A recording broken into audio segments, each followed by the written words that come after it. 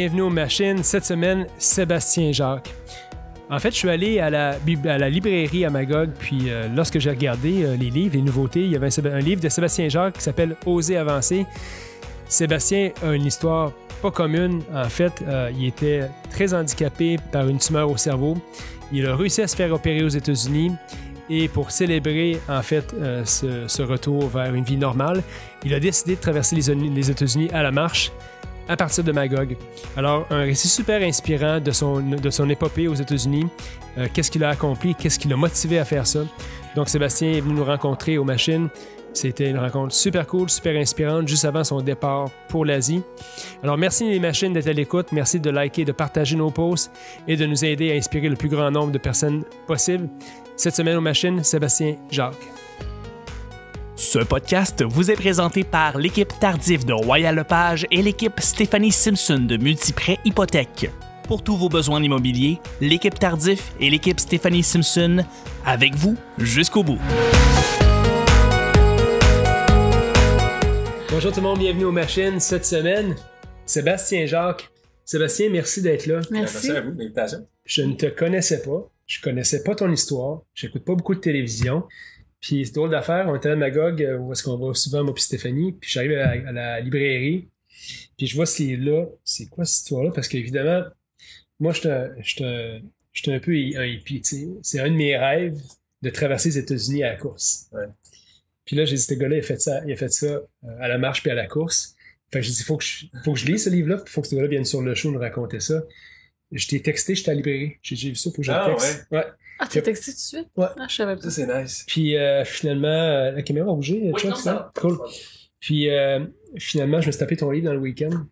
Puis c'est un récit qui est super intéressant. Ouais, merci. Tu parles de beaucoup de tes rencontres là-dedans, puis tu parles de ton histoire, parce qu'il y a toute une histoire en arrière de ça que je ne connaissais pas encore une fois, mais qui est pas mal inspirante. Fait que Sébastien, pour les gens qui ne te connaissent pas, parle-nous un peu de ton parcours. Ouais, par où commencer? J'ai passé, toujours, tu sais, j'étais joueur, j'étais un athlète pour commencer. Tu sais, j'étais joueur de hockey comme pas mal tous les Québécois. J'ai commencé à patiner à l'âge de 2 ans, puis à partir de là, j'ai comme jamais arrêté de faire des sports. Je suis le plus jeune de 3 enfants, c'est que je veux tout le temps faire pareil comme mon frère, peu importe. C'est que j'ai été chanceux, j'imagine aussi j'avais des aptitudes physiques assez développées. Jeune, j'ai tout le temps été très bon dans les sports. Puis là, à l'âge de 12 ans, quasiment 13 ans, j'avais trouvé le tennis. On me disait tout que c'était trop tard, tu sais, j'en parle de ça dans les conférences. On me disait, ah, t'es trop vieux pour, même si c'est jeune, là, ça paraît jeune, mais c'est vieux pour devenir élite dans un sport. J'ai dit, non, je veux jouer dans ce sport-là. Je suis parti de ma famille à l'âge de 13 ans. J'étais allé habiter avec mon entraîneur à Québec. Pendant 2 ans et demi, j'étais champion canadien dans ce sport-là. Bref, tout allait bien dans ma vie. Tu sais, j'ai tout le temps été en montant, je dirais, jusqu'à des problèmes de santé, là, mais c'est je suis champion canadien, j'étais à l'université aux États-Unis, bourse d'études, puis là, c'est là que j'ai frappé un mur, que je me sentais un peu sur une montagne, tu sais, tout allait bien, tout le monde me voyait comment la tête, même si j'ai jamais aimé ce côté-là d'être en avant des caméras ou de dire, ah, t'es bon, là, ce côté-là, mais tu sais, j'étais bon à l'école, les sports allaient bien, je trouve que l'avenir, c'était beau, puis là, j'ai frappé le mur avec des problèmes de santé, que sur le coup, ça a été difficile à accepter un petit peu, tu sais pas trop ce qui se passe, j'ai des étourdissements, faiblesse musculaire. Ça se passe quand t'en parles dans le livre, c'est que t'es au top de ta carrière, t'es en Virginie à ce moment-là. Ouais, exact. Puis tu peux pas finir ta saison de tennis à cause de ça. Ouais, tu sais, ma dernière saison, tu sais, je suis rendu à ma 4e et dernière saison, c'est la dernière session, il reste 4 mois, tu vas finir en force, pour terminer. Tu sais, aussi, ils payent ton université, c'est juste pour ton coach, moi, Jim, que tu vois dans le livre que c'était quelqu'un d'important. Même pour lui, tu sais, tu joues pour l'équipe, mais tu sais, il est venu me chercher quand j'avais 15 ans, me recruter pour aller là. Tu sais, c'est une expérience incroyable, il paye tes études. Mais d'avoir fini en queue de poisson un peu, puisque j'étais sur le banc, j'étais dans les estrades pour les derniers 4 mois. Parce qu'on faisait des tests, puis personne ne trouvait ce qui se passait. Tu sais, tout le temps, moi, je pensais que j'avais une grippe, un rhume, une mono. Tu sais, j'avais déjà une mono, là, c'est que je me disais quelque chose de semblable qui allait se régler en dedans d'une semaine ou deux. Là, les semaines sont devenues des mois, puis les mois sont devenus des années. C'est que, je suis revenu au Québec. Heureusement, j'ai gradué. J'ai eu des profs vraiment gentils qui me laissaient faire mes devoirs de la maison. Puis, c'est que j'ai gradué, mes parents sont venus me chercher, je suis retourné au Québec. On a recommencé tous les examens avec les médecins. Ça a été un petit peu long dans le début. Médecin de famille ne croyait pas trop à ce qui se passait. Je vois des médecins, personne ne sait trop ce qui se passe. Je vois vraiment tous les spécialistes imaginables. Je suis tout le temps en face que je les ai tous vus à part le gynécologue, ce qui est assez normal. Puis personne ne trouve ce que j'ai. Puis tu sais, moi, j'arrêtais pas de dire Ben, tu sais, en étant athlète, j'imagine, j'étais là, donnez-moi un plan de match. Je m'en fous, dites-moi que c'est le cancer. On va savoir, moi, je voyais mon corps se détériorer, tu sais, je perdais du poids.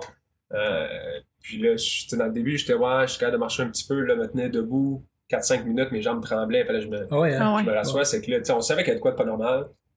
Sur mes parents. Est-ce qu'il y a du monde qui, tu sais, quand ils trouvaient rien, est-ce qu'il y a du monde qui t'ont dit, Sébastien, je pense que c'est dans ta tête, c'est-tu déjà, Ouais, c'est-tu rendu là? la plupart du temps, ouais. Ah ouais, hein? Ouais, ça, on passait pas un fou un peu. C'est dur sur le moral pour moi, mais quasiment plus sur ma famille. Je dirais, tu sais, ma mère venait avec moi à mes rendez-vous, puisque j'avais pas assez de force pour conduire. J'avais pas de pilote automatique sur l'auto, c'est que je peux pas appuyer sur le gaz assez longtemps pour me rendre à Sherbrooke. C'est que ma mère venait avec moi, puis à chaque fois, on pensait, on se tapait dans la main, là, ça c'est le bon. Tu sais, ça, c'est lui qui va trouver. Puis là, tu repars, boum, démoli. Non, tu sais, lui qui dit, non, t'as rien, puis il faut commencer à travailler.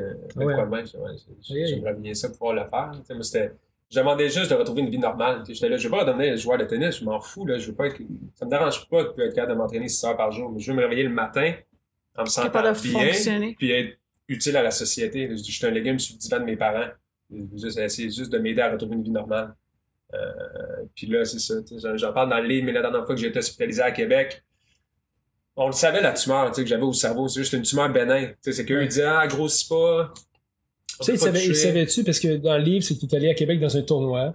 Ouais. Puis finalement, quelqu'un a dit, écoute, by the way, on sait que tu vas pas bien, on va te présenter des médecins qui étaient là par hasard. Puis la vie, c'est tout le temps des hasards, là. Ouais. Ils t'ont fait rentrer, finalement, ils t'ont trouvé une place pour que tu ailles passer ce qu'on appelle un test. Comment on appelle ça? C'est comme un test général, tu sais, c'est une prise en charge sur pour essayer de trouver qu'est-ce que t'as. Ouais, ben là, avec voyons, c'est quoi le nom? Je l'appelais Colombo, là. C'est comme un interniste. Mais non, tu sais, je les avais vus. Ce qui a été bon d'aller à Québec, c'est que les gens de Québec me connaissaient. Je m'entraînais à Québec. Puis là, ils m'avaient pas vu peut-être depuis 1 an ou 2. Puis là, j'avais vraiment dépiré encore plus. J'avais l'air d'un mort vivant. C'est que ceux qui me connaissaient ont dit que c'est quoi de pas normal. Là. Tandis que les médecins qui ont commencé à me suivre ici, ils me voyaient comme ce gars-là. C'est que, tu sais, ils voyaient pas le gars avant qui était super en forme. Puis là, il avait perdu 30 livres. C'est eux, ils ont dit, OK, qu'est-ce qui se passe? Puis là, il y avait des médecins au club, des parents de jeunes qui me connaissaient aussi à cause du tennis et que ça allait aider. Puis eux, ils m'ont fait dire, il se passe de quoi? Rentre, mais bref, ça s'est avéré qu'on a fait des tests pendant 3 jours, mais c'était encore au même point. Ça dit, on sait pas, t'as la tumeur, mais personne ne veut se prononcer. Ben, c'est plutôt, là, la dernière fois, ils ont dit, on trouve rien. T'as la tumeur au centre du cerveau, puis les neurochirurgiens sont pas trop sûrs. Ils ont dit ça pour la première fois. Je dis, attends, vous dites, ils sont pas trop sûrs. Je dis, pendant 4 ans, vous me dites que c'est pas ça. Ok, ça faisait 4 ans. C'est pas ça. Ouais, ben, hospitalisation 3 ans et demi. Mais l'opération, ça a pris 4 ans. Puis là, c'est quand on dit le pas sûr, je dis, OK, ça se peut que ça soit ça. Tu sais, vous me disiez tout le temps, non, c'est pas ça, faut que je cherche ailleurs. Il dit, ben, ça se peut que ça soit ça. Puis bref, j'avais un ami neurochirurgienne qui dit, ouais, si moi je t'opère, elle dit, tu restes à la table. C'est trop risqué comme opération. Tu sais, moi, ça a comme changé la game. Je dis, OK, je trouve un neurochirurgien qui sait ce qu'il fait. Ben, pas qui sait ce qu'il fait, mais qui spécialise dans ça. Je pourrais trouver une vie. C'est là que j'ai commencé à faire des recherches en ligne, magasiner les neurochirurgiens un peu partout dans le monde, en Australie, en Finlande, aux États. Je pensais en avoir trouvé un à Boston, tu sais, c'était pas loin de la maison, c'est là, ça va être proche, mais bref, il était 200 000, c'est qu'il était plus cher que les autres. Santa Monica, il était 100 000, que je trouvais que c'était un aubaine. Puis il était vraiment ouvert, j'en ai donné leur numéro cellulaire. Sa femme était en accouchement, puis elle est sortie, elle était pas en train d'accoucher, mais il était à l'hôpital, puis il a pris le temps de me parler pendant 20 minutes pour qu'on discute après avoir vu mes scans et tout. Puis là, enfin, tu sais, moi, c'est la première fois que j'ai eu une lueur d'espoir, ça y est, je vais peut-être redevenir normal. C'est aussi simple que ça. Puis là, il y avait le fameux côté, on savait pas le prix, tu sais, tant que tu parles pas au médecin et tout, là, j'étais là, c'est aux autres, là, si je vais aller avec eux autres, j'ai un bon feeling. Puis ils disaient, mais ça coûte 100 000 $. J'étais là, t'as pas 100 000 $. Je travaillais pas, j'avais pas d'argent, mes parents avaient pu hypothéquer la maison, j'imagine, mais je voulais pas mettre mes parents dans le pétrin avec ça, ils m'avaient aidé tellement avec le tennis et tout. C'est là qu'on a fait une campagne de financement. Puis j'ai dit, sors des médias, let's go. Puis là, en 3 semaines, on avait avancé 112 000. Je me suis fait opérer moins d'1 mois après. Je me suis fait opérer le 12 février 2015. Opération grand succès. Mal à la tête solide pendant 1 semaine, là, par exemple. Là, mais c'est ça. Puis j'ai commencé à marcher tranquillement. J'avais plus la pression à la tête, que j'arrêtais pas de parler au médecin. C'est pas un mal de tête, j'ai une pression comme si mon cerveau il va exploser. Puis après, c'est ça. Je suis redevenu normal. Ben, normal. Ouais, j'étais un petit peu bizarre, c'est bon. Non, je suis redevenu normal, puis j'ai repris la santé tranquillement. J'ai fait un backpacking trip 3 mois après mon opération. C'est que je montais les montagnes et tout. Tandis qu'on m'avait dit d'apprendre à vivre sans être capable de marcher 15 minutes par jour. Tu sais, les médecins, j'étais là, OK, c'est que vous me dites quoi? Vous me dites quoi? Ils disent, ben, apprends à vivre demain. J'étais apprendre à vivre quand j'ai plus de vie. C'est que, tu sais, ce moment-là, moi, ça a été génial de pouvoir dire, c'est fou. 3 mois après, je suis en train de voyager partout dans le monde. Tu vois, puis il y a juste une affaire que je veux te parler, c'est que tu as parlé de ton anesthésie. Ouais. Moi, une de mes craintes dans la vie, c'est de me faire ouvrir la tête pour me faire jouer dedans. Ok. Tu sais, je veux dire qu'il C'est quand même spécial, là. faut qu'il te scie la tête, right, pour aller. Ouais, ça Comment- il faut un trou. Là. Ah, c'est un trou. Ouais. Ok, je pensais qu'il allait vraiment ouvrir. Je pensais qu'il ouvrait. Non, ben, tu sais, il t'ouvre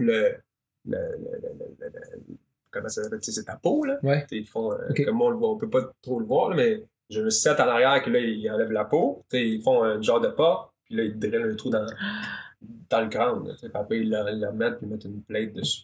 Wow. Mais t'es endormi. Moi, c'est pas ça que j'ai dit. Non, mais il y a C'était plus de la- sur mes parents que moi. Non, mais juste le fait que Tu le sais qu'ils vont t'es jouer là, là. puis là, Ouais, tu sais c'est qu'ils vont vrai. t'endormir. Là. Ouais. C'est Mais trop non, long. moi, j'étais prêt. Tu sais, Nick, t'étais-tu nerveuse? Je suis pas nerveux, ça faisait 4 ans que j'attendais ce moment-là. Je suis pas vraiment le patient le plus heureux du monde de se faire opérer au cerveau. Là, tu sais. Parce que j'étais là, genre, enfin, pour retrouver une vie normale. Tu sais, même si c'était un pile ou face que je restais sur la table, j'aurais Il y avait pris quoi? le risque. C'était quoi les probabilités? Je pense que c'était 8% de chance que tu meurs. Ça, j'en parle. C'était minime, je pense, par exemple, comparativement à ce que. Parce que on a tendance à croire, comme ton ami t'avait dit, si on ouvre. C'est ça. Mais tu sais, c'était par en arrière, tu sais, qu'on l'a fait. C'était pas une craniotomie, tu sais, que, tu sais, moi, c'est minimally invasive surgery. ok, Tu sais, c'est un petit trou, c'est pas. Ça dure combien de temps? L'opération, Ouais. c'était 3 heures et demie. Ok. Ouais. Fait que c'est pas si long. Mais ouais. Si t'es endormi, c'est que l'anesthésisme, je l'aimais bien, là. Fallait que je pose des questions, parce que moi, c'était dans mon imagination, là, c'était comme. Ouais. Mais juste ben, se faire c'est- endormir. Ouais. Mais vous seriez pareil que moi dans cette situation. Non, c'est Tu sais, sûr. je déteste les hôpitaux, sûrement encore plus à cause de ce que j'ai vécu. Mais là, c'était là, tu sais, je voyais en C'était pour améliorer ta situation. C'est ça, je peux revenir en vie, là. Je déteste, j'ai appris à aimer les piqûres et toutes ces affaires-là au nombre de tests que je faisais, mais je pensais même pas. J'étais là, il faut qu'il y ait dedans pour enlever ce petit monstre-là. Je l'appelais mon bonhomme de neige, là. Il y a vraiment la forme d'un bonhomme de neige sur les scans. Puis un coup sorti, j'étais là, on espère que je vais être correct. Il y a tout le temps le risque, tu dis, ça va-tu vraiment aider? Ouais. Mhm. C'est tous les gens qui ont donné des sous, tu dis, ça marche pas, t'as l'air un peu taouin d'avoir. Ben, pas vraiment, parce qu'à un moment donné, c'est une question de savoir, là, tu sais, c'est la science et la science. À un moment donné, si ça marche, mais C'est ça. sinon, ben, au moins, c'est plus là. Ouais. Fait que, C'est que, ouais, c'est ça. Ce qui est un peu ironique à travers de mon histoire maintenant, c'est après l'opération, tu sais, je voyageais un peu, mais tu sais, je viens de Magog. Magog, c'est petit. Les gens me connaissaient à cause du tennis, puis là, encore plus à cause de la levée de fonds qui a passé un peu partout. Puis quand je marchais dans la rue où tout le monde me parlait, tu sais, on parlait tout le temps, tu recommences-tu le tennis? Parce que d'un, on pense quand tu as été champion canadien junior, j'imagine que tu devrais Champion être professionnel, du monde. c'est ça. Ouais. Même si t'as arrêté de jouer pendant 4-5 ans. C'est qu'on me demandait ça ou hey, je peux-tu voir ta cicatrice, tu vois comment pour ton opération. Puis j'étais tanné d'être étiqueté. Ouais. De dire, tu sais, je voulais juste être ici, genre, mon passé, tu sais, c'est fini, ça. Ouais. Je peux toujours avoir une vie normale. Puis c'est là que j'ai décidé de déménager en Australie. Pour genre, être le plus loin possible. Puis juste, tu sais, qu'on me connaisse comme Seb. That's it. Connaissez pas mon passé. Je veux juste que vous me connaissez pour qui je suis. Tu sais, pensez pas sur. Ouais, tu sais, j'ai été champion canadien, mais moi, j'ai jamais aimé ce côté-là de dire, tu sais, j'en parle dans les conférences, j'ai toujours essayé d'être, les gens vous reconnaissent pour qui vous êtes, mais pas ce que vous avez fait, là, tu sais, c'est pas le côté des titres, c'est une chose, mais moi, je trouve qu'on me reconnaissait pour ça, là, tu sais, gars opération de cerveau, champion canadien de tennis, et vous savez commencer le tennis. C'est que je suis parti là-bas, puis j'étais coach de tennis dans un club, mais j'étais juste Seb, tu sais, puis ils me connaissaient pas mon histoire, puis j'étais content, tu sais, j'ai commencé une vie. Mais après une couple de mois, il y a du monde qui avait des recherches en ligne. Parce qu'ils ont, je disais pas que j'étais bon au tennis, mais là, ils ont vu que j'étais bon au tennis. oui, tu te débrouillais. Ils ont fait des recherches en ligne, puis là, tu tombes, National Champion Brain Surgery, blablabla. Puis là, j'arrive le lendemain, puis j'étais un cours de groupe d'adultes, comme d'habitude. Puis là, ils font genre, hey, j'ai fait des recherches sur toi, c'est quoi ton histoire? On te connaît juste comme Seb, le gars qui est tout en train de s'ouvrir, puis tu t'es fait opérer au cerveau, tu étais champion canadien, tu sais, comment t'as fait de passer au travers de ça? Puis dans cette gang-là, il y avait une mère qui avait une amie que sa petite fille, elle avait des problèmes de santé, puis il dit mon ami, elle a une petite fille, elle a des problèmes de santé, tu voudrais-tu y parler, juste pour raconter ton histoire, puis peut-être l'aider juste à continuer à se battre à travers de ce qu'elle vit. Puis là, moi, c'est là que ça a fait un déclic. J'ai dit si. Parce que moi, bizarrement, je trouvais que mon histoire, c'était pas anodin. Je dis, tu sais, oui, j'ai passé au travers. Moi, c'est ça que j'ai fait durant les 4 ans pour réussir à rester positif, à pas avoir fait de dépression, puis tu sais, d'avoir gardé espoir. Mais je trouvais que c'était ma façon d'avoir passé au travers. Mais là, moi, ça a fait le déclic. J'ai dit, si je peux faire sourire une personne qui vit des moments difficiles dans sa vie, j'ai dit, ça va valoir la peine. Là, je commençais à penser, j'étais là, je monte-tu l'Everest? Je savais pas quoi me donner comme défi. Ouais. Puis là, je marchais, tu sais, en Australie, il n'y a pas vraiment de montagne. Moi, j'aime faire du hiking, mais c'est que tu fais juste des coastal walks. Tu marches sur le bord de l'océan. C'est beau, là, mais ce qui m'a tout le temps frappé, tu sais, depuis mon opération, c'est d'être capable de marcher de nouveau. Tu sais, que j'étais plus capable d'aller prendre une marche, là, faire des affaires là. Là, bizarrement, j'ai cette idée-là de dire, ben, on m'avait dit que je serais plus capable de marcher, tu sais, vraiment plus que 15 minutes par jour. pourquoi pas marcher un marathon par jour, t'sais. Puis là, j'ai passé à l'itinéraire, j'étais là, j'ai fait ça au Canada, aux États-Unis. J'ai dit, je vais retracer mon histoire de vie. J'ai dit, je veux commencer à terminer au Québec, puisque je viens d'ici, c'est là qu'on a ramassé le plus de sous. Mais je veux commencer de Virginia Beach aux États-Unis, en passant par Virginia Tech, puisque mes problèmes de santé ont commencé. Puis en finissant à Santa Monica, en serrant la main des neurochirurgiens, qui m'ont sauvé la vie. C'est moi, j'ai fait boom, bingo, j'ai l'idée de génie. Je reviens au Québec, là, il y en a plein qui étaient contre, encore une fois. C'est ça la vie, là. C'est ça que je raconte aux gens. Il y en a plein qui vont tout le temps dire, t'es fou, pourquoi tu fais ça, prends-toi un job normal, t'es rendu à 28 ans. Reviens travailler. Il y en a plein qui m'offraient des jobs à Montréal pour travailler. Puis j'étais là, non, je veux faire ça pour les gens. Je veux le faire. Ouais. Puis heureusement, je l'ai fait. On a fait la conférence de presse et tout. Puis c'est ça, la suite, c'est ça. C'est la longue marche que j'ai faite l'année passée, que la plus belle expérience de ma vie, je dirais. Puis j'en ai eu des doutes. Je dis ça aux gens souvent, j'ai eu le temps d'y penser, parce qu'il y a eu. Je suis parti de là-bas novembre 2016, puis la marche a commencé 1er avril 2017. C'est que j'ai eu 5 mois que tu penses dans ta tête, puis que c'est normal que j'avais les doutes, les peurs, de genre, OK, je vais marcher tout seul avec mon chariot de bébé, au milieu du part, c'est où je vais dormir, tu sais, ce que je vais manger, c'est peut-être épais, dans le fond, 6 mois, c'est long, 6 mois. J'ai tout eu, ça a passé dans ma tête. Ce qui a été bon, c'est que j'ai fait la conférence de presse tôt, genre au mois de février, c'est que là, je pouvais plus choix, là. Mais avec du recul, c'est que je dis aux gens, si t'as peur, t'as des doutes, go, là. De un, c'est de quoi qui va te surpasser, tu vas sortir de ta zone de confort. Puis de deux, go, là, on s'empêche trop. Puis on l'a souvent, cette affaire-là, qu'on a une couple d'affaires qui est dans notre tête d'excuses ou de quoi qu'on se trouve, on fait, j'avoue, ça peut attendre. Tu sais, moi, j'avais dit, peut-être un jour, là, je pourrais le faire. Mais là, en fait, là, ça a été la plus belle affaire de ma vie. Notamment, juste les rencontres et tout qui est sorti au travers. Mais les messages, là, c'est plus la seule raison de la marche, c'est les médias me parlaient beaucoup du défi physique, mais moi, je m'en foutais, là, de dire, je vais traverser les États-Unis. Je dis, c'est les messages que je reçois après avoir passé dans les médias, comme après Salut, bonjour, le nombre de messages que je recevais de gens dépressifs, suicidaires, des problèmes au travail. J'avais plein de choses de gens qui disaient, tu m'inspires, tu me donnes espoir. Celle qui était suicidaire, je t'ai rendu au Kansas. Mais c'était écrit dans le livre. Ouais. C'est ça m'a marqué. J'étais dans mon lit miteux, dans le noir, à me réveiller, j'étais pour commencer à marcher. Puis tu lis ça, tu sais, dame, elle dit, je voulais m'enlever la vie il y a une couple de jours, je suis tombé sur ton histoire, ta façon que t'es allé une journée à la fois lors de tes problèmes de santé, mais également durant la marche, puis elle dit, tu me donnes espoir de continuer à me battre, de continuer à rester en vie. Tu sais, des messages de même, tu fais genre. Wow. C'était le but de la marche, puis c'est ça que je suis vraiment fier de cette marche-là, puis du livre. Tu sais, le livre, c'est la même affaire, c'est le fun de le voir en librairie, tu sais, quand j'étais allé avec ma blonde, qui est encore la même blonde. Tu sais, voir ton livre en magasin, c'est une chose. Moi, j'ai dit, c'est les messages que je vais recevoir de ça qui fait que je trouve ça cool. Là, c'est que j'en vends 5 livres, mais que ça a eu un impact sur ces gens-là. C'est super, là. C'est que je trouve que c'est souvent ça dans la vie. Je trouve de savoir notre pourquoi de faire des projets. Tu sais, le mot pourquoi de la marche, c'est ça qui a fait en sorte que je l'ai fait. Là. Je l'ai fait juste pour des raisons personnelles. À part si c'était, mettons, pour faire un record Guinness ou de quoi de même, là, OK, t'es plein de motivé à le faire, mais si c'était pas pour les gens, j'aurais abandonné sûrement au Kansas. Là, après 3 mois que t'étais écœuré, puis il fait 40 degrés humide, puis il fait encore 3 mois de marche. Mais c'est ça. En gros, voilà mon histoire. Quand on est allé cet été, ça me fascine, je me répète, mais c'est pas grave. On est allé courir dans les exact. Puis on rencontrait justement des gens qui étaient partis de la Géorgie, puis qui s'en allaient jusque dans le Maine dans la marche. Puis c'est ça, quelque chose comme 6 mois, qui se retrouvaient tout seuls, mais dans le bois, là, sensiblement exposés à différentes conditions. Mais c'est quoi être 6 mois en solitude, là, dans le fond? Ouais, ben, c'est seul. C'est ça. Non, mais moi, je suis quelqu'un qui aime ma solitude. Ouais. Pas à ce point-là, là, mais déjà ça m'aidait, là, que je trouve que je suis quelqu'un qui a tout le temps eu besoin de son...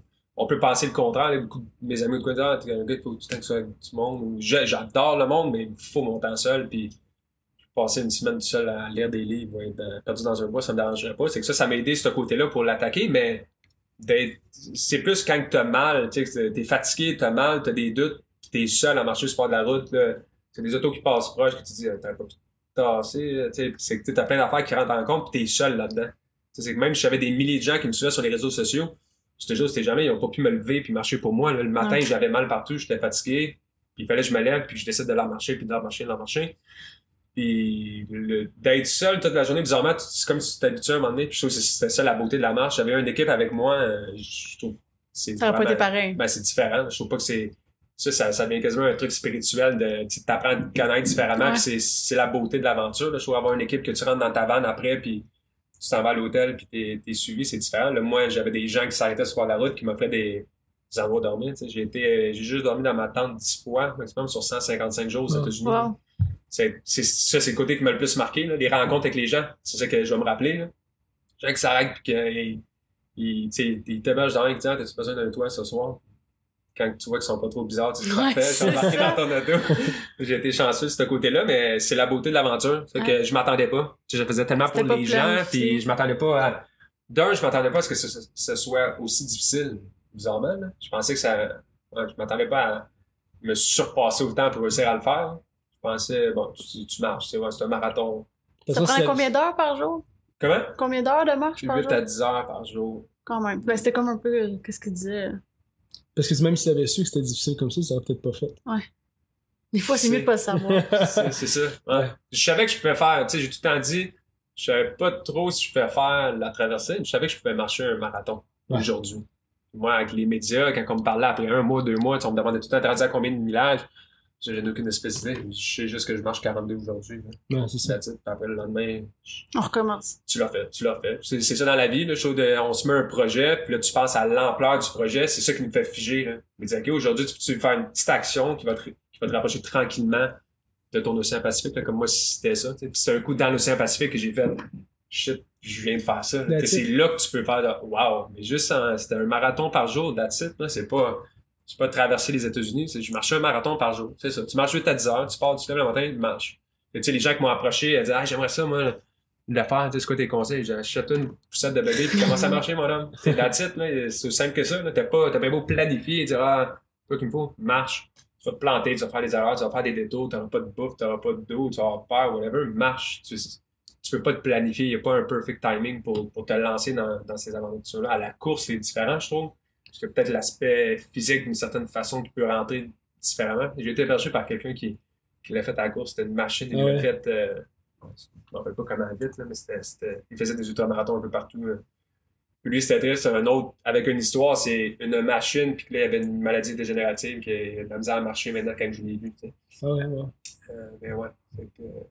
Puis quand t'as commencé, tu parlais un peu d'insouciance, de préparer un projet, puis tu dis, ben, faut juste que tu commences à marcher. Puis d'ailleurs, toi, au début de ton défi, tu t'es fait tester tôt parce que ça marchait pas en commençant. Ben, c'est à cause, j'ai une blessure à un genou, à cause du tennis, que j'ai encore pas fait regarder, là, mais qui me cause ces problèmes. Puis je me disais, je marche, que ça soit pas si pire en marchant. T'sais. Puis j'ai marché avant le début de la marche. C'était plus pour tester des souliers puis m'assurer que j'avais les bonnes chaussures pour... Tu n'avais pas marché de longue distance avant de faire ça? Non. Non. Je trouvais pas ça nécessaire. Tu veux pas savoir ce qui t'attendait nécessairement? Non, mais moi, c'était le côté, je voulais-tu vraiment faire 500 km de marche avant d'en faire 5500? Ouais. Je savais que ça allait rentrer dans la tête. Je me dis, si je vais être fatigué, je vais avoir mal partout, mais ça va devenir dans ma tête. Là. Ça va jouer entre les deux oreilles, c'est sûr. C'était sûr. Comme un ultra-marathon. Ouais, c'est ça. Mais tu sais, à un moment donné, c'est là. T'es dans tout, je trouve, tous les athlètes qu'on voit.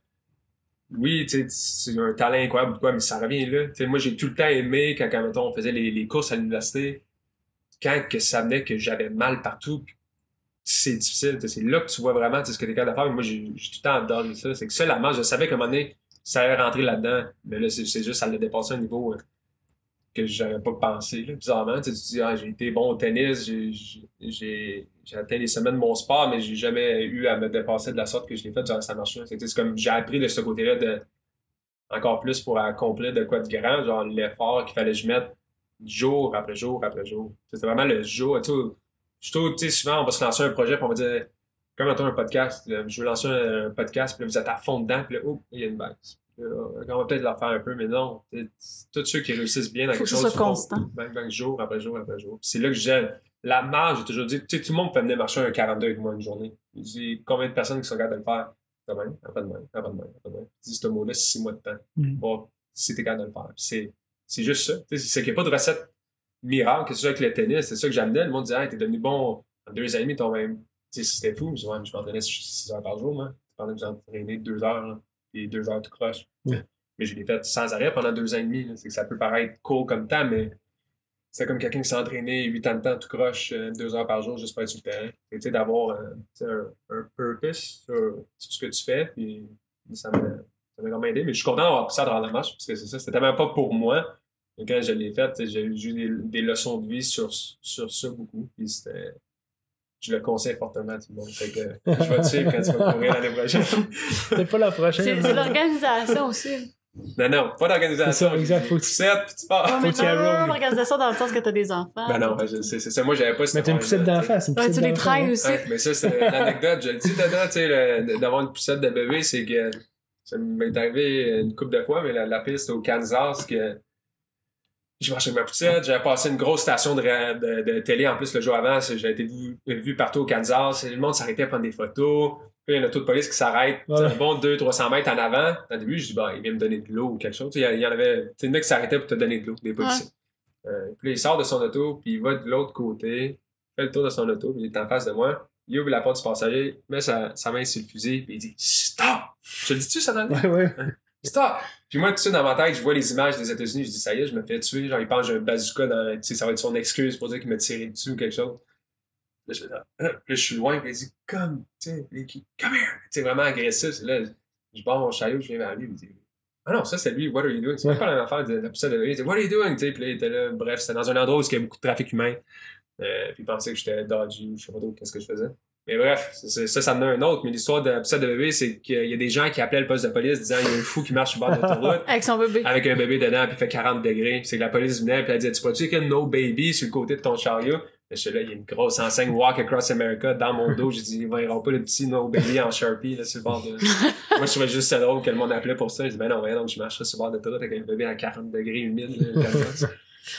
Mais ça fait partie de l'aventure. C'est tous ces moments-là, je trouve que quand je suis arrivé dans l'océan Pacifique, ce qui m'a marqué, c'est le désert, d'un. Tu sais, que t'es chaud, puis que tu pars hyper tôt le matin, puis qu'il fait jusqu'à 50 degrés. Les rocheuses, ces moments-là avec les policiers, les moments que t'as peur, les moments que t'as les détours, les moments que j'ai vu un ours, les serpents, les moments difficiles, c'est ce qui ont fait que dans l'océan Pacifique, j'ai pu faire « Wow! » Tu sais, j'ai réussi ça. T'sais, si ça n'avait pas fait ça a été trop facile comme défi, mais je trouve qu'on cherche souvent ça dans la vie de, tu sais, pas avoir peur, pas avoir de doute, pas avoir fait tes détours, mais à la fin, t'arrives, puis OK, tu réalises pas ton potentiel complet, c'est clair, puis tu réalises pas, tu sais, ce que tu peux faire. Moi, c'est là, c'est fou, mais c'était pas de tout ça. Ces affaires de policiers, mais aussi les rocheuses, on dit, tu vas avoir de la misère, puis ce qui faisait chaud, toutes les périodes difficiles, c'est ce qui a marqué l'aventure, c'est ce qui a fait que j'ai été fier de l'avoir réussi. Tu sais, tout le temps, oui, tu sais, quand j'étais jeune, ma route était de même tout le long, mais demander pour une vie, tu sais, j'étais dans ma conférence, tu sais, moi, c'est pas beaucoup de monde qui le sait, là, mais j'ai un tatou, puis c'est mon battement de cœur que j'ai pris d'un échocardiogramme que je faisais sur mes problèmes de santé avec ma date d'opération. Puis dans mes conférences, je le mets, je dis pas que c'est un tatou que j'ai sur moi, mais je dis, c'est représentatif de la vie, tu sais, qu'il y a des hauts et des bas, puis s'il y en a plus, qu'est-ce qui arrive? Mais t'es mort, tu sais, sur un écho, si c'est une ligne droite, c'est que dans la vie, si c'est une ligne droite, t'es mort, tu t'atteins pas ton plein potentiel, tu fais juste rester là dans cette zone de confort-là, tu vois pas qui tu peux vraiment être, puis c'était ça la marche, il y en a eu des hauts et des bas, des moments plus simples, plus difficiles, mais demande ça dans la vie, à toi-même, dis ouais, je veux me pousser, je veux avoir peur, je vais essayer de me lancer dans quoi qui va me tester, qui va me faire, mon battement de cœur va faire ça, puis après je vais faire, c'est malade, je suis capable de faire ça, c'est la beauté de la vie. Wow. Ton plus beau moment, tu as parlé du Utah, je pense là-dedans, qui est un de tes endroits préférés. C'est quoi ton plus beau moment? Tu as marché que ta mère a fait une... je sais, je l'ai lu que ta mère a fait une partie du parcours avec toi. À travers le parcours, ça a été quoi le plus bel endroit, la plus belle chose que tu as vécue? Ça, c'est difficile, là. Le Utah m'a vraiment marqué, là. Je trouve que c'est un endroit magique, puis de pouvoir le marcher, je trouve que c'était différent en auto. En auto, encore là, c'était incroyable, le moment à capoter, mais j'étais à pied entouré de... C'était fou, il y a comme une énergie spéciale. T'es écrit, on dirait que t'es sur Mars. Moi, j'ai fait l'Utah de nuit sur l'autoroute. Puis la seule affaire que je voyais, je me souviens avoir monté, c'était juste les étoiles dans le ciel. Puis je montais une grande côte, puis là, je voyais juste des lumières qui scintillaient, parce que les accotements sont très larges en Utah. Okay. Ben, tu as marqué ça, là, mais l'endroit où j'étais, en tout cas, il était super, en tout cas, où j'étais, c'était super large, puis c'était 2 cyclistes la nuit, un vélo touring qui roulait. Ah ouais? Ouais. C'était vraiment cool. Ouais, la nuit, t'as pas apprécié le paysage autant. Mais... Non, c'est magnifique. OK. Ouais, c'est magnifique. La lune, les étoiles. Ah non, ça, mais les étoiles, ouais, ça, c'était malade. Quand je suis arrivé à Arizona, Californie, j'ai commencé à marcher à 2h30. C'était fou. Puis le lever du soleil. C'était incroyable. Moi, je me tournais tout le temps, puis on arrêtait, puis on prenait des 1000 photos. J'ai jamais vu des beaux levers du soleil. Mais ouais, le plus beau moment, tu sais, je dirais que c'est dur. Admettons, de ce qui m'entourait, Utah ou Colorado. Colorado, c'est incroyable dans les montagnes. J'aime les montagnes, c'est ça, c'était beau, mais moment sinon marquant, je sais pas, j'en ai été aussi avec les gens. C'est sûr, c'est les gens que j'ai rencontrés. Le monsieur qui m'a hébergé, qui est dans le livre, qui était un vétéran de la guerre du Vietnam, qui s'est parti à pleurer dans son sol, à s'ouvrir à moi après m'avoir connu pendant pas si longtemps. C'est d'avoir marqué la vie de l'homme de même, puis il m'a marqué. Mais c'est ça. J'aurais pas de moment. Je me rappelle de des moments où moi, j'ai eu vraiment de la misère, que je peux très bien me rappeler que je le savais que j'avais le livre. J'étais approché après 4 jours du début de la marche, quand j'avais passé à Salut Bonjour. La maison d'édition avait entendu parler de moi. C'est que je savais que j'avais la possibilité d'un livre si je réussissais la marche. C'est que ça m'a aidé aussi à continuer. Je te laisse, si je réussis pas à la marche, j'aurais pas de livre. Je me rappelle des moments clés où je suis en train de marcher sur le bord. Je me rappelle tout ce que j'étais, puis j'étais là, c'était le temps de marcher.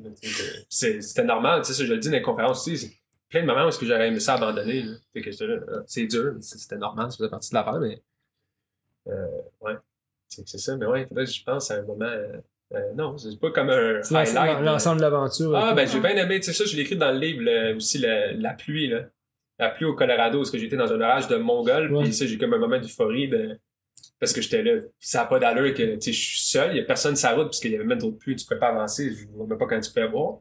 Moi, je voyais rien, j'avais des lunettes de soleil, je regardais vers là-bas, mais ça me pinçait le visage, et que je pouvais pas vraiment regarder. J'essayais de voir la ligne d'accotement pour dire, il faut au moins pas que je sois dans la rue. Au cas où qu'il y a un auto mongol qui vient lui aussi, puis on fait un face-à-face. Puis là, j'étais parti à rire juste du moment, tu sais, genre... Je peux rien faire, là. Ouais, puis tu sais, je trouvais juste ça beau. Tu sais, depuis mon opération, j'ai pris beaucoup un recul sur la vie, parce que j'adore voir la vie comme un aventure, tu sais, de loin. Puis dire, hey, tu sais, comme... Ça, c'est ta vie en ce moment, tu sais, tu vas vivre des creux, t'as des beaux moments, puis là, tu sais, je me voyais de loin. Puis genre, je trouvais juste un moment magique de dire, qui est en train de marcher dans un orage torrentiel de fou avec des éclairs partout, avec sa poussette de bébé, un poncho jaune qui servait à rien parce que ça passait au travers. C'était juste un beau moment. Puis ça, c'est juste moi, tu sais, ma mère, il y a personne qui était là. Puis des moments même que j'avais bien beau écrire sur les réseaux sociaux, ma journée, comment ça s'est passé, mais ça, c'est dur à décrire. C'est vraiment dur à décrire. Ça, j'en garde des souvenirs que c'est juste moi qui va s'en rappeler, mais c'est plein de beaux moments de même à travers. C'est la beauté de ça, je trouve, d'avoir des aventures en solo. Au lieu d'avoir une équipe, c'était avoir eu une équipe, j'aurais sûrement rentré dans la van. C'est sûr, je suis rentré dans la van. J'aurais pas marché là-dedans. Mais c'est ces moments-là qui m'ont marqué. Est-ce que tu as gardé contact avec certaines de ces personnes-là que tu as rencontrées? Une couple, ouais. Bon, c'est pas sur les réseaux, c'est sur Facebook. J'en ai environ entre 5 et 10 plus proches que d'autres. J'apprécie énormément tout le monde qui m'ont aidé au travers, mais tu sais, t'en as une couple qui t'ont plus marqué avec leur famille. Dis-moi qu'ils ont fait 14 heures de route pour venir te revoir, c'est ça? Ça, c'est le monsieur de la guerre du Vietnam. Ah ouais? Ouais, on venait me porter les casquettes écrites. Ben, moi, c'était I am Sebastian, puis lui, c'était I know Sebastian. Wow. Puis il me remerciait, il me prend dans ses bras, puis il y avait sa femme qui était là. Puis là, je lui ai donné les casquettes, puis il te remercie encore en personne, puis il prend, puis il pleure, puis sa femme, elle fait genre, ouais.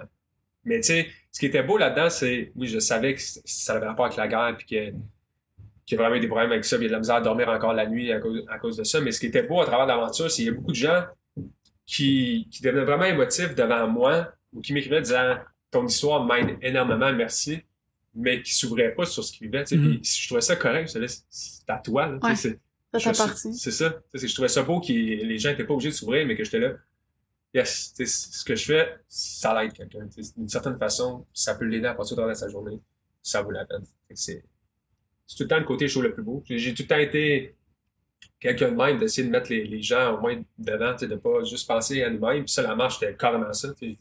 Je marche ça pour les gens, mais pas personne d'autre que ça. C'est que de recevoir tous ces messages-là de gens qui peuvent pouvoir les aider, c'était ça que ça.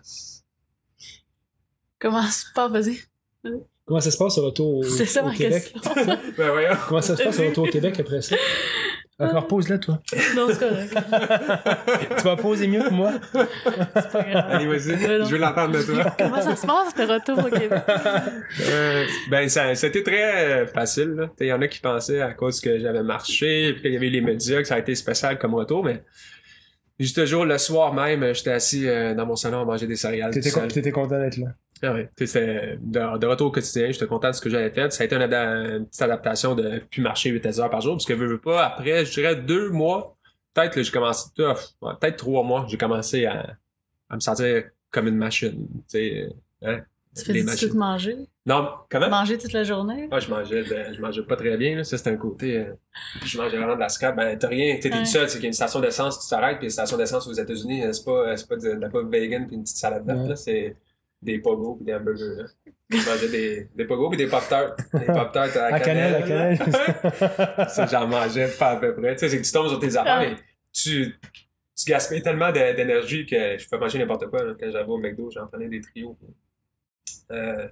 Mais ouais, c'est que le retour au Québec, non, ça s'est bien fait. T'sais, j'ai été chanceux, lors de la marche, moi j'ai fait la marche, puis le monde me disait qu'est-ce que tu vas faire après la marche? J'ai aucune idée de ce que je vais faire après la marche. Je m'en fous. Avant, j'aurais pas été de même, là, je planifiais tout à la lettre, je voulais tout savoir, j'imagine à cause des sports, comme souvent de même, on veut savoir ce qu'on va faire. J'étais là, on verra. Puis là, il y a eu le livre qui est sorti, que j'ai eu la chance de faire, clairement, je disais, j'ai une chance de faire un livre, puis durant la marche, il y avait des compagnies qui m'écrivaient, ils disaient, des banques et tout pour faire des conférences. Bon, OK, on va faire des conférences. C'est que j'ai continué dans cette même lignée-là après la marche sans le vouloir. C'est que je partageais encore mon vécu, ma vision de la vie. C'est que j'ai pu rester dans ce même milieu-là. Ce qui a été facile comme transition, dans le fond. Puis je continuais à partager, puis je faisais juste vivre des conférences. Ça a été simple. Puis là, j'ai coaché le tennis cet été. Bref, toutes les planètes se sont alignées. Dernièrement, j'ai décidé de coacher l'été à Mount Royal Tennis Club. C'est un club à Westmount qui est super beau, puis c'est payant. J'étais là, je vais faire ça l'été juste pour... Il n'y a pas des conférences vraiment l'été. Mais j'adore le tennis, j'aime les gens, puis c'est un environnement pour ça. C'est ça qui est agréable. Puis bref, j'ai commencé au mois de mai, puis là, je suis rendu directeur général du club. C'est ce qui a été annoncé il y a une couple de semaines seulement. Puis moi, c'est comme ma job de rêve. C'est comme si toutes les planètes se sont alignées avant ça. Tu m'as demandé une job que je vais faire, c'est pas mal ça. Puis c'est 8-9 mois par année. J'adore voyager, c'est payé à l'année, mais ça me permet de pouvoir partir ailleurs dans le monde. Moi et ma copine, on a beaucoup voyagé, c'est que je vais tout le temps garder ce côté-là. J'imagine, l'opération, je pense, les problèmes de santé m'ont marqué de ce côté-là, de réaliser que je voulais pas être un zombie qui travaille à un bureau, même si tu me donnes 200 000, je vais pas faire ça. Je veux être capable de vivre, être capable de voyager avant ma retraite, puis avoir une vie avant. Je savais pas comment j'allais le faire. Puis là, c'est comme si tout est arrivé un peu en même temps, puis je me sens reconnaissant envers ça. Mais... Donc, ouais. Il y a une grosse partie de ton voyage que tu parles que c'est pour inspirer le monde, qui vivent des épreuves. Il y a une partie, je pense, de chaque aventure de quelqu'un, qui a une grosse partie qui est personnelle aussi, qui le fait parce que qu'il veut se prouver à lui-même, que écoute, I'm back, je suis encore là, je suis vivant, je peux faire ça. Outre le fait de voir inspirer le monde, c'était quoi tes motivations personnelles, tu sais? Ben, ça, je n'avais comme pas. Tu sais, mettons, le monde disait, tu sais, tu montrais que t'es. Pas en tout, là, j'avais pas le côté. Ça, il n'y a vraiment pas eu ce côté-là. Puis je peux le voir en tant qu'athlète, comment j'étais. Ouais, tu sais, OK, si on faisait un sprint, je gagnais le sprint. Là, puis toutes ces affaires-là, mais ça, non. C'est qu'il y avait vraiment aucun. De montrer, tu vas me montrer au médecin que t'es de retour, en santé, ou des affaires. Non, j'ai aucune rancune envers le système de santé québécois. Ils n'ont pas voulu faire l'opération d'habitude, ça s'est avéré ça, puis je suis allé ailleurs le faire, mais non. Puis même que moi, je trouvais que fallait que je rectifie le tir avec les médias, de dire, ouais, mais on peut-tu parler d'autre chose que le défi physique pour moi? C'est juste un véhicule pour essayer d'inspirer les gens. Je dis, même si c'était plus court, c'était juste, je voulais essayer d'aider les gens au travers de ça. Bizarrement, il n'y a pas eu de côté personnel avant de ça, mais que je trouve que c'est à cause de ça que j'ai réussi à faire la marche, que c'était pour les gens. Si c'était un défi personnel, il a vraiment fallu que je sois craqué de dire, bon, let's go, quand j'ai mal, ben, OK, là, c'est juste toi, t'as pas les gens. Moi, j'avais tous les gens m'accrochaient après des messages que je recevais que, Madame Suster, j'aurais rempli en Californie, s'il faut. Tu sur le moyen, tandis que c'est pour toi, je trouve que c'est différent. Mais ouais, ça, c'est que j'ai pas eu ce côté-là de personnel de dire, bon, en travers de la marche, en tout cas, j'ai zéro eu ça. Même dans le début, j'étais là, ça prouve rien, je suis capable de le faire maintenant. Je dis, heureusement, je suis en santé, je pouvais me permettre de faire la marche. Je trouvais d'être capable de dire aux gens, je peux plus marcher 15 minutes par jour, je peux marcher un marathon par jour. Je fais juste regarder. C'est comme deux extrêmes. C'est ça. J'étais là, je suis pas quelqu'un d'extraordinaire, je suis quelqu'un de bien normal qui a surmonté ça, puis vous êtes capable de surmonter les affaires que vous vivez dans votre vie. Puis c'était pas un niveau physique que je voulais que ça allait connecter avec les gens. Je cherchais pas des athlètes qui suivent mon histoire, je voulais que ça soit des problèmes à la maison, dans une relation de confiance en soi, de santé, go, on a tous des obstacles dans notre vie, puis mon histoire, c'est juste représentatif un peu de ça. Que vous pouvez vous en sortir, vous pouvez continuer à aller de l'avant, puis tu peux participer, vous allez sortir de ce moment-là, puis il y a des belles choses de l'autre côté. T'sais. Vous allez être correct. C'était juste d'essayer de... C'était ça. T'sais, l'image, dans ma tête, je vais remettre ma main sur l'épaule de quelqu'un, tu vas être correct. Hey, tu t'aimes ça, cette phrase-là? Tu vas être correct. Ben, moi-même, ça peut être ça être correct. Ça. Dans ton livre, tu as rencontré, à un moment donné, tu as pris une photo avec une personne que tu savais pas qui était très connue en Italie. Ouais. Tu fais partie de la magie des réseaux sociaux, si c'est magique, je sais pas, mais bref, tu t'es rendu compte finalement, puis ça t'amène vers une autre aventure, puis tu t'es rendu compte que quelqu'un de connu a mis une photo avec toi. Ouais. C'est quoi cette partie? Ouais, j'étais au Utah. Non, je suis rendu en Arizona, mais c'est encore très beau, c'est qu'il y avait beaucoup de touristes qui venaient. T'sais, eux autres, ça leur prenait 2 heures d'auto, moi ça me prenait 1 semaine. C'était pas tant loin pour se rendre dans vraiment beaux endroits. C'est qu'il y avait beaucoup de touristes qui venaient, qui s'arrêtaient sur le bord de la route, qui prenaient des photos cette journée-là ou qui posaient des questions. Puis là, je suis rendu en fin de journée. Ça, c'est pas écrit dans le livre, là, peut-être, là, mais c'était rendu en fin de journée. Il me restait 30 minutes à faire. Je s'arrête sur le bord de la route. Puis ils me disent, hey, viens ici. Puis là, moi, dans ma tête, j'étais genre, vous pouvez pas venir, vous autres. Genre, je marche déjà. Bref, tu sais, dans le début, j'étais genre, venez de mon bord de la route, là. Ils m'ont pas marché de l'autre bord de la route pour venir voir. En tout cas, je voyais, ils étaient jeunes, c'était super relax. Puis elle filme, tu sais, je vois qu'elle filme mon affaire au complet. C'est correct, il y en a plein qui mettaient sur les réseaux sociaux. Puis la fin, elle dit, je peux-tu le mettre sur mon Instagram? Je dis, ouais, tu peux aider à propager, c'est ça que tout le monde fait. Bref, c'est ça. J'ai fini ma journée, j'étais allé au McDo, puis là, on a gagné 10 000 followers sur Instagram en moins d'une couple d'heures. C'est là que j'ai vu que c'était quelqu'un d'assez connu. Connu, juste une blogueuse qui a de l'influence. Un point vraiment solide, là, que t'as 500 000 followers, c'est une chose, mais que quand tu mets un story, ça te donne 10 000 followers, c'est une autre chose. Hein. C'est que ces followers, ils aiment vraiment ce type d'histoire-là. Je recevais des messages incroyables des Italiens. Ils ont l'air d'adorer cette histoire-là, de surmonter les épreuves. Puis tu vois que c'était des messages vraiment touchants. T'étais là, waouh, c'est fou, là, que. Et puis elle m'a encore parlé, c'est dans le livre, c'est que j'avais envoyé cette partie-là, elle l'a republié sur Instagram, ça donne un autre 10 000 followers. C'est là que j'ai dit, bon, on va faire traduire le livre en italien. Mais tu dis que t'es aux machines? Comment? Tu diras que t'es aux machines. On peut peut-être avoir un dîner. D'italien. Bon, tu commences à parler en italien maintenant. Tu dis, c'est ça, fait que t'as dit que tu le fais traduire, là? Ouais, il est en train de se faire traduire en italien. Juste parce que j'ai cette... Là, c'est un autre post. Maxime. C'est ça, j'ai pas besoin de maison d'édition en Italie parce que j'ai elle. C'est qu'elle avait juste. Bon, son livre est finalement disponible, c'est que achetez-le sur Amazon. C'était plus simple de le faire. Puis là, je me suis dit, bon, ben, why not? Si je fais le livre en italien, on va aller traverser l'Italie l'année prochaine. C'est que là, les Italiens sont bien contents de ça. Combien de kilomètres? C'est 35 jours. Je me rappelle pas du nombre, là. 35 jours, 42 km par jour. Ah, cool. Je sais pas exactement ce que tu fais ça, là? Encore? Ben là, ça va être touché parce qu'il y a pas mal de monde qui veut venir en Italie. Ma mère, ma blonde, ils disent, non, on va venir te suivre pour celle-là. Mais aussi, je pense qu'il y a tellement d'Italiens qui suivent que je serais pas comme aux États-Unis seul. C'est pas une journée que je serais seul à marcher. Comme une vedette nationale, là-bas. C'est ça. Je pratique mon italien. Mais non, c'est que ça, c'est le fun. Ça, c'est le fun. J'avais pas l'intention de. On me demandait, t'as-tu un autre défi en vue? J'avais pas de défi. Là, c'est 35 jours d'un. C'est long. Là, c'est du tourisme. C'est ça. Tu te manges de la santé. Puis, en Italie. C'est le fun, ça. Ben ouais. Viendrez moi. J'en fais un podcast là. Ouais, exact. Faut que t'apprennes l'italien d'ici. Chuck, tu parles italien? Ciao. Oui. Google Translate. Google Translate, ouais, ça veut dire que des technologies là, que tu parles puis ça le traduit. T'as quel âge, Sébastien? 30. Est-ce que là, tu travailles dans un club de tennis? Ouais. Après ça, c'est la vie peut-être avec des enfants qui t'attendent un jour.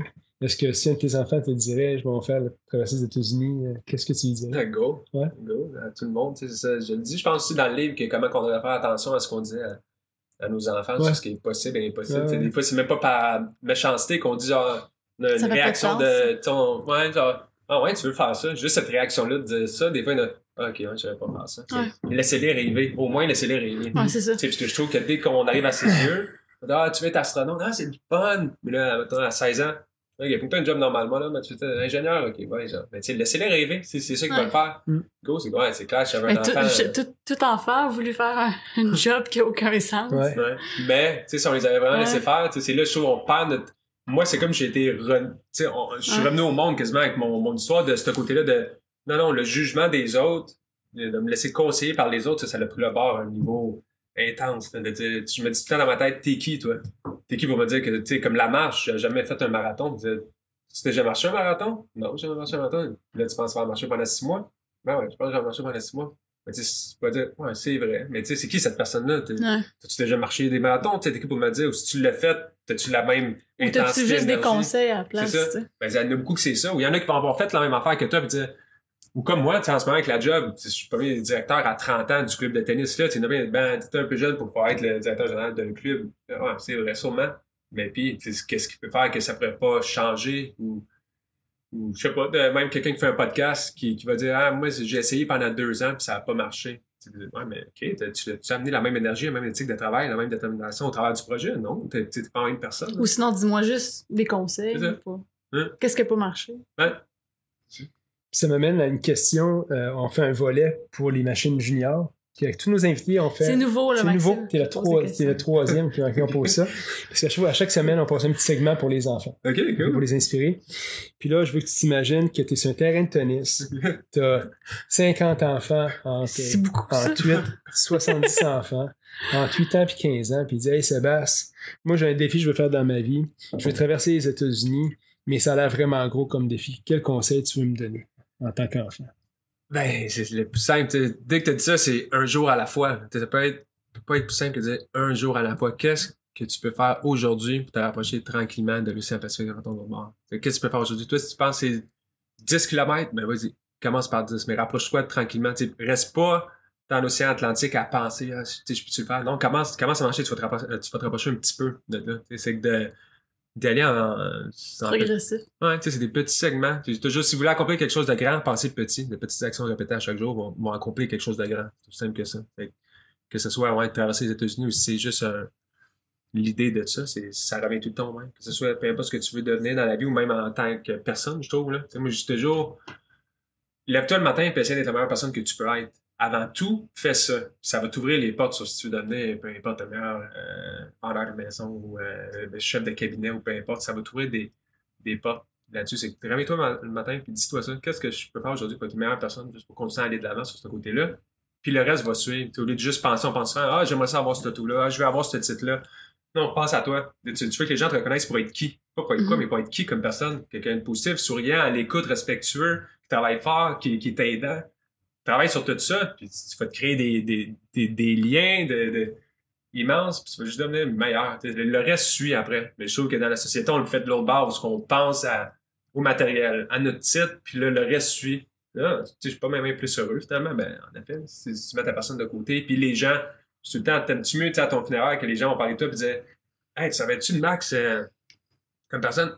Ah, il y avait un podcast, là, c'était malade, tu sais, lui, dans le fond, ça serait quand même nice, là, comme affaire, mais c'est pas le bon exemple, tu sais. Il y avait un gros char. Il y avait vraiment un beau char. Mais qui passe juste de ce côté-là. Moi, j'aimerais qu'ils disent, non, il était tellement nice comme personne, tu sais, en tant que personne. C'est ça, tu veux que les gens se rappellent de toi. Puis je trouve que si on travaille sur notre personne, tu sais, ça, le reste vient, là, c'est pas de la magie, là.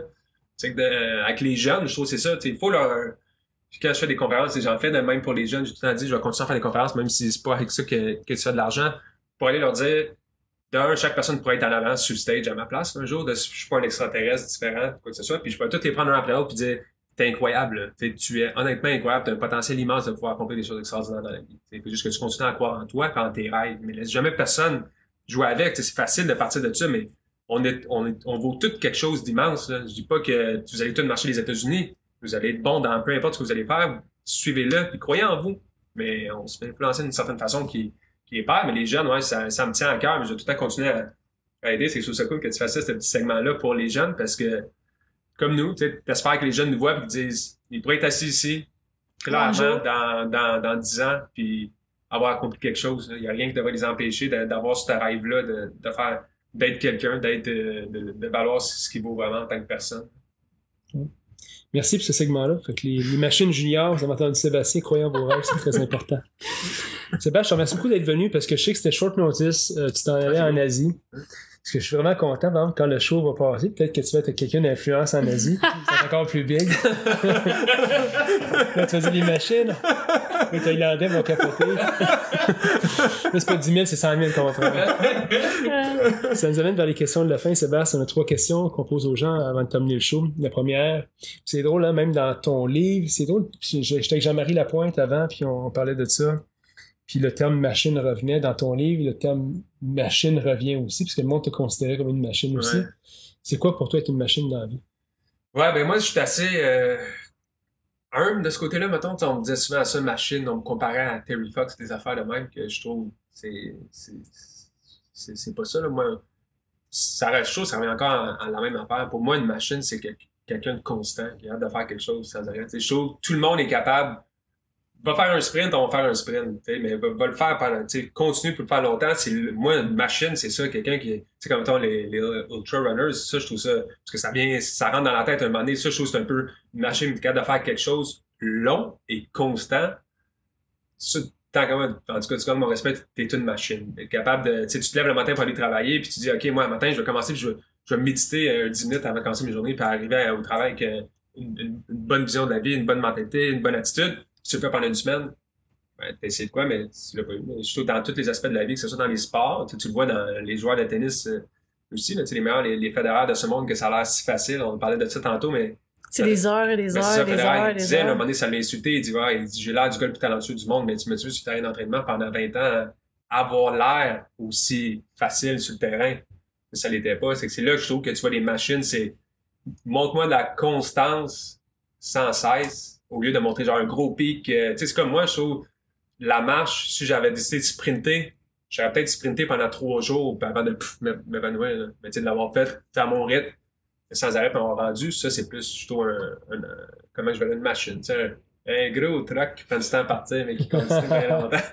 Mais c'est je dirais que c'est ça, la définition de machine pour moi, mais tout est relatif, hein, tu sais, je trouve que une machine, ça peut être, je vais considérer une machine un concierge d'école avec des enfants qui fait son travail de façon générale, puis qui parle avec les jeunes, puis qui a un sourire, puis les élèves viennent à l'école, puis qui disent « Hey, ça, c'est le monsieur ça », puis qui a un impact sur la vie des gens, puis comme ça toute sa vie. T'sais, pour moi, ça, c'est une autre définition de machine, mais je trouve que quand tu as un impact immense sur la vie des gens à long terme, que tu amènes ton énergie, ta façon d'être sans cesse, constamment, t'es une machine. C'est bien beau, on parle des sports, parce que j'avais des gens qui m'écrivaient, puis ils disaient « Ben, tu sais, moi, j'ai une petite job de bureau, puis j'aimerais savoir un impact comme tu fais, mais que ce soit d'arriver au bureau, d'ouvrir la porte aux gens, d'avoir un sourire, d'être réceptif, d'écouter quelqu'un qui vit des moments difficiles dans sa vie, t'aide à un point solide. T'es pas obligé de traverser les États-Unis pour avoir un impact dans la vie des gens. Là. Tu peux le faire chaque jour. Là. Je trouve tu règles du monde, t'es écoutes, c'est beau. Là. Tu pouvoir parler avec les gens, puis les écouter, puis essayer d'avoir un impact sur la vie de quelqu'un, c'est tout simple que ça. Je trouve qu'on est toutes des petites machines. Là. On peut être toutes des petites machines jour après jour à notre façon.